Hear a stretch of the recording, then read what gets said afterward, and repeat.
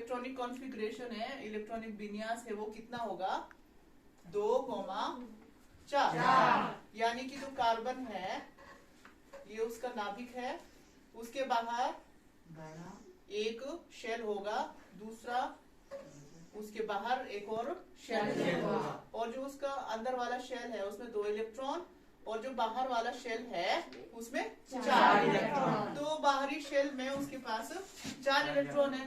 ठीक है, तो इसी से हम ये इसका पता लगाते हैं कि इसकी संयोजकता कितनी है 4। तो जितने बाहरी शेल में इलेक्ट्रॉन्स होंगे उतनी ही उस तत्व की संयोजकता भी होती है। ठीक है, तो यहाँ तक हमको पूरा क्लियर हो चुका है। अब हम ये देखेंगे कि जो कार्बन है वो दूसरे तत्वों के साथ कैसे अपना यौगिक बनाता है। तो इस चैप्टर में हम यदि कार्बन के साथ हाइड्रोजन को जोड़ देते हैं तो एक नया नाम आता है, उसका नाम क्या है, हाइड्रोकार्बन। तो जब हम कार्बन और हाइड्रोजन तत्व को उन दोनों को हम रासायनिक रूप से मिला देते हैं तो हाइड्रोकार्बन प्राप्त होता है। और हमारे पास सबसे सरल जो हाइड्रोकार्बन है वो कौन सा होता है? सबसे सरलतम हाइड्रोकार्बन का नाम बता सकते हो? क्या नाम है हाइड्रोकार्बन? सबसे सरलतम हाइड्रोकार्बन बताओ। CH4, जिसको हम क्या बोलते हैं, क्या नाम होता है उसका? मीथेन। तो जो सबसे पहला और सरल हाइड्रोकार्बन है वो है मीथेन। ठीक है, अब हम लोगों को ये पता लग चुका है कि कार्बन की संयोजकता कितनी है 4। अब कार्बन या तो 4 इलेक्ट्रॉनों को दे सकता है या 4 इलेक्ट्रॉनों को प्राप्त कर सकता है। ऐसा क्यों करता है वो? उत्कृष्ट गैस विन्यास प्राप्त करने के लिए। उत्कृष्ट गैस विन्यास प्राप्त करने के लिए। परंतु यदि ऐसा होगा तो कार्बन अगर 4 इलेक्ट्रॉन खो देता है तो 4 इलेक्ट्रॉन खोने के बाद और 4 इलेक्ट्रॉन प्राप्त करने के बाद वो या तो ऋणायन बनेगा या धनायन। और ऐसा बनने से जो उसका जो नाभिक है वो कैसा हो जाएगा? अनस्टेबल हो जाएगा, अस्थिर हो जाएगा। तो उस अस्थिरता को स्थिरता में बदलने के लिए हमें क्या करना पड़ता है? कार्बन के 4 इलेक्ट्रॉनों को इतनी चतुराई से अन्य परमाणुओं के साथ युग्म बनाना पड़ता है कि ना वो पॉजिटिव चार्ज बने ना वो नेगेटिव बने।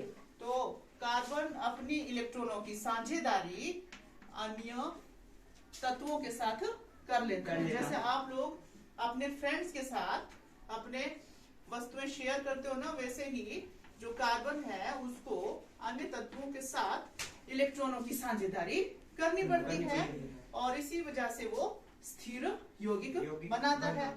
ठीक है, तो यहाँ पर ये जो है क्रॉस है, ये 4 ये कार्बन के इलेक्ट्रॉन्स हैं और यहाँ हाइड्रोजन कितने हैं? 4 हाइड्रोजन हमने इसलिए लगाया क्योंकि हाइड्रोजन के पास कितने इलेक्ट्रॉन होते हैं? केवल 1 इलेक्ट्रॉन होता है। हर हाइड्रोजन के पास 1 इलेक्ट्रॉन होता है। तो एक हाइड्रोजन का ये इलेक्ट्रॉन, दूसरे हाइड्रोजन का ये इलेक्ट्रॉन, चलो हम इसको डॉट से रिप्रेजेंट करते हैं। तो ये सब 4 हाइड्रोजन है, इनके पास अपने अपने 1 इलेक्ट्रॉन है। ठीक है, तो कार्बन क्या करता है? उन इलेक्ट्रॉनों के साथ साझेदारी करता है और इस तरह से अपना उत्कृष्ट गैस विन्यास भी प्राप्त कर लेता है, स्थिर भी हो जाता है। और जो यहाँ पे आबंध बनता है उसको हम बोलते हैं सहसंयोजी आबंध। ठीक है, क्योंकि उन्होंने आपस में शेयरिंग करके ये आबंध बनाए हैं तो ये सहसंयोजी आबंध बन गए। कितने आबंध बन गए? 4। तो मीथेन का स्ट्रक्चर है ये CH4, जिसका सूत्र क्या है? CH4 और उसमें 4 सहसंयोजी आबंध होते हैं और ये उसकी संरचना है। ठीक है, तो अब आप लोगों को समझ आ चुका है कि जो कार्बन है वो उसकी प्रॉपर्टी होती है कि वो दूसरे तत्वों के साथ युग्म करके तरह तरह के यौगिक बना लेता है। तो ये पहला यौगिक हमने देखा CH4 4। अब हम देखेंगे कि अन्य तत्वों के साथ कार्बन की एक और प्रॉपर्टी होती है कि वो दूसरे कार्बन के साथ, जैसे जो दूसरा कार्बन है उसके साथ भी वो क्या बनाता है, यौगिक बनाता है। और इस तरह से हम बहुत सारे कार्बनों की श्रृंखला बना देते हैं और इस पूरी प्रॉपर्टी को हम श्रृंखलन बोलते हैं। जैसे आप लोग लाइन में खड़े होके हाथ पकड़ के खड़े हो जाते हो तो हम क्या बोलते हैं कि आप लोगों ने अच्छी श्रृंखला बनाई है। वैसे ही कार्बन अन्य कार्बन के साथ हाथ पकड़ के खड़ा हो जाता है और श्रृंखला बनाता है। तो कार्बन कार्बन इस तरह से श्रृंखला बना सकते हैं। एक तो ऐसी श्रृंखला होगी जो बिल्कुल सीधी होगी, ठीक है। दूसरी श्रृंखला होगी जो ब्रांच होगी इस तरह से, इसको हम बोलते हैं ब्रांच्ड श्रृंखला, ठीक है। मतलब कि एक ये बिल्कुल सरल रेखा में, एक ही कैसे होगी उसकी त्रिआयामी। तो यहाँ पर आप देख रहे हैं कि इसका स्ट्रक्चर भी त्रिआयामी है। तो हम मीथेन को देख लेते हैं। ये देखो मीथेन में ये जो काला शो हो रहा है ये क्या है, कार्बन है। Very good. और ये जो ऑरेंज कलर के हैं ये क्या है, हाइड्रोजन। और ये जो व्हाइट कलर के इसमें है ये रेखाएं ये क्या है, हाँ सहसंयोजी आबंध है। ये क्या है, बॉन्ड है, सहसंयोजी आबंध।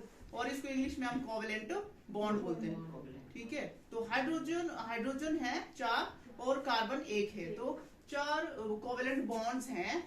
और इस तरह से कार्बन और हाइड्रोजन मिलके एक यौगिक बनाते हैं जिसको हम मीथेन कहते हैं, ठीक है। तो इसमें से एक कार्बन है इसलिए इसको हमने मीथेन कहा, ठीक है। यदि 2 कार्बन होंगे तो उसको हम बोलेंगे इथेन, ठीक है। और यदि 3 होंगे तो हम बोलेंगे प्रोपेन। इस तरह से इनके नाम बदलते जाएंगे।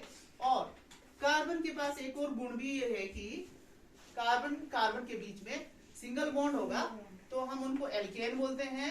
क्या बोलते हैं, एल्केन। Very good. और कार्बन के बीच में डबल बॉन्ड होगा तो हम उसको बोलते हैं एल्कीन। और उसी तरीके से कार्बन के बीच में ट्रिपल बॉन्ड होगा तो उसको भी हम क्या बोलते हैं, एल्काइन।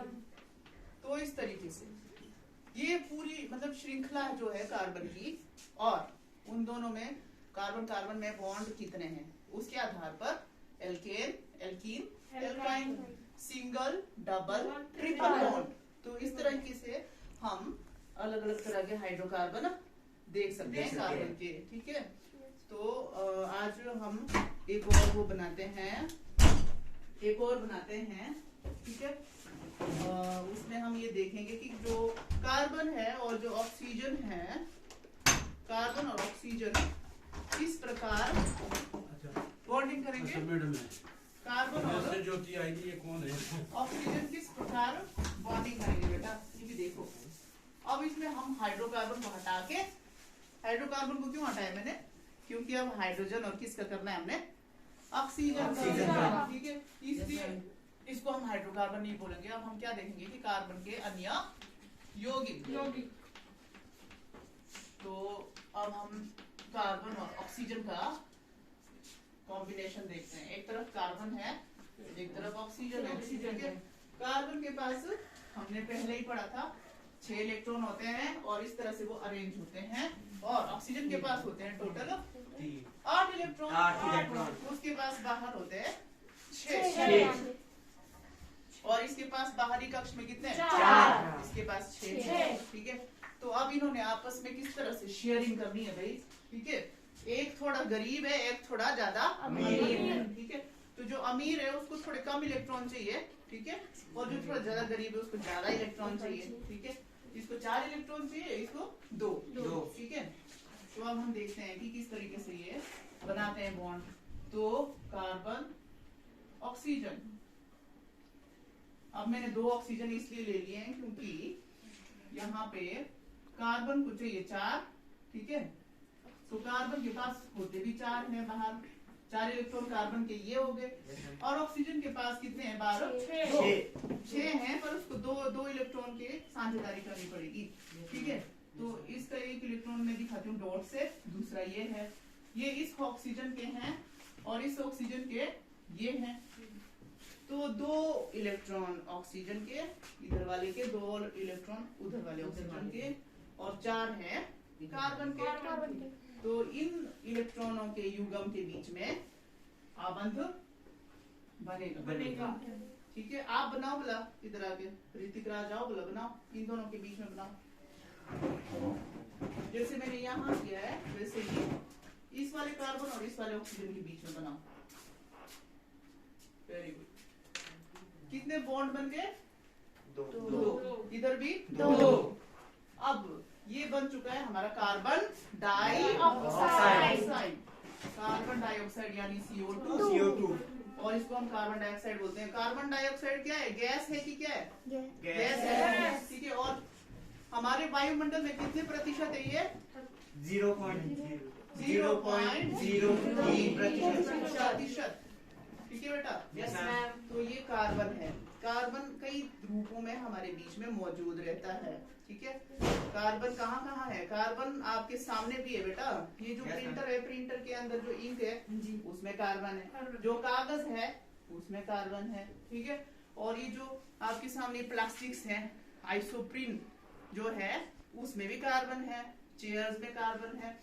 ये दरवाजा, इसमें भी कार्बन है। आपको पता है जितने भी आपके फ्यूल है, पेट्रोल है, डीजल है, ये कार्बन होता है। हमारे पूरे शरीर में कार्बन के कई जो मॉलिक्यूल्स हैं, जैसे प्रोटीन है, ठीक है, प्रोटीन है, और कई अन्य तरह के एमिनो एसिड, लिपिड्स, चाहे जितने भी फैटी एसिड्स हैं, उन सब में क्या होता है? कार्बन है।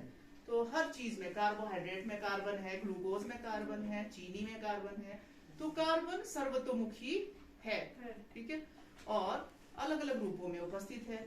ठीक है, कई जगह ये खनिजों के रूप में भी उपस्थित होता है, समुद्रों में खनिजों के रूप में, कार्बोनेट के रूप में, और हाइड्रोजन कार्बोनेट के रूप में ये मौजूद रहता है। और हमारे वायुमंडल की गैस के रूप में है कार्बन डाइऑक्साइड। ठीक है, तो इस तरीके से एक बार हम ये देख लेते हैं कि कार्बन और ऑक्सीजन, जो कार्बन है उसके बीच में दो बनेंगे।